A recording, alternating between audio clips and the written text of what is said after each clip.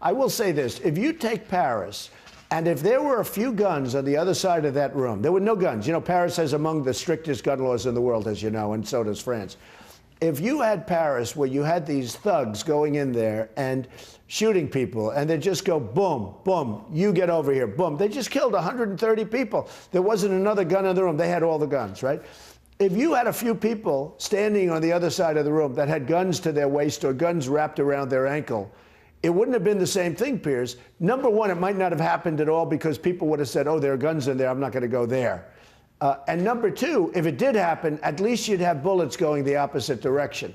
And that's a hard one for you to debate. And I don't want to debate it with you because I think it's unfair. Well, but that's really a hard one for you to debate. The only point I'd make back at you, because I know where you stand on this, and I've heard you say that about Paris before. I guess the point I'd make is that America has more guns than any country on the planet, but it also has more gun violence. So there appears to be a correlation between volume of guns in a society and the amount of gun violence. We in Britain, for example, last year had about 35 gun deaths.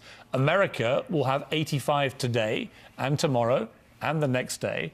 And so I guess I come back to my question, really, is simply, if you were president, what would you try and do to reduce the level of gun violence in America? Okay. Well, if you've watched, and I know you believe in this also, and it's not going to ever fully answer your question because I understand where you're coming from, but there is a tremendous mental health problem in the United States because, remember, it's a person that pulls the trigger. It's not the trigger that pulls itself. And there's a tremendous mental health problem in the United States. And for cost...